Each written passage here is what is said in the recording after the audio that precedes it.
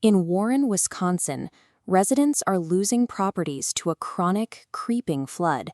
The rising waters of Twin Lakes have completely overwhelmed local infrastructure, forcing the town to declare a state of emergency and physically raise the residential roads 5 feet just to keep them above the surface. Ask the neighboring village of Roberts what is causing the disaster, and they will point to the sky. Their official explanation blames recent years of heavy rainfall for pushing the lakes over their natural boundaries. A few wet seasons can certainly cause a temporary surge in water levels, but Twin Lakes has risen a staggering 10 feet since 1974. Rain alone cannot mathematically account for a persistent, decade-spanning flood of that magnitude. A citizen group called the Friends of Twin Lakes realized the official story didn't add up. They decided to bypass the political talking points and look directly at the area's hard hydrology data. They analyzed the problem using a water budget, treating the lake's hydrology like a financial ledger, tracking inflows, the liquid deposits, against outflows, the withdrawals, over 40 years reveals a massive unexplained surplus on the deposit side, exposing what is truly drowning the town. We start the audit with the largest natural deposit. In a standard year, precipitation accounts for 85% of the total inflow entering Twin Lakes. This chart graphs the local liquid precipitation from 1974 to 2016. The blue line shows the annual spikes, but look at the red trend line beneath it. Over 40 years, the long-term rainfall trend is actually sloping slightly downwards. If the natural source of water is declining, what artificial source is generating the massive surplus? The answer sits roughly a mile away.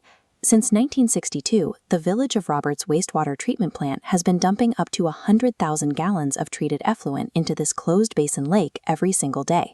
Over a 43-year period, the wastewater plant has pumped 1.04 billion gallons of artificial water into Twin Lakes. Translate that total volume into physical depth, and it equals 15.4 feet of water added directly to the lake basin. The rainfall is a convenient scapegoat, being used to hide a massive, continuous, man-made deposit into a closed ecosystem. Twin Lakes has severely limited withdrawal mechanisms. This chart projects what the lake levels would look like today if the wastewater plant had never existed. The pink trend line shows a stark decline. Without that daily effluent, Twin Lakes would currently be 6 feet lower than it was back in 1974. The relentless daily discharge makes the current flooding a mathematical certainty. How does a municipality drown a neighboring town for 50 years without anyone raising an alarm? The truth is, the authorities knew. State Department of Natural Resources reports from 1995, 2004, and 2008 explicitly warned about the massive effluent volume and demanded continuous monitoring of the lake levels. The crisis slipped through a severe regulatory loophole. The DNR only has the authority to regulate water quality, ensuring pollutants are filtered out, but they have no authority to regulate water quantity. Currently, the state is heavily pressuring the Village of Roberts to install a multi-million-dollar phosphorus elimination system called Clearis to meet strict new quality standards.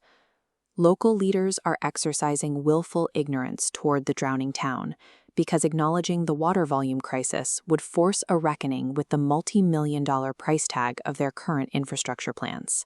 This final chart projects the catastrophic trajectory of the lake levels over the next decade. If the wastewater plant continues operating as usual, the water elevation will surge past the 970-foot mark. If that rate of rise continues, the expanding lake will hit a deeply ironic milestone. It will completely inundate the Roberts wastewater treatment plant itself. Temporary band-aids cannot stop this. Engineering studies confirm that simply pumping the excess water out of the lake and onto hundreds of acres of local farmland is scientifically and logistically impossible. Twin Lakes doesn't need to fight the weather. The community demands a sustainable regional wastewater infrastructure that removes the treatment plant from the lake's water budget forever, before the town and the plant itself are permanently erased.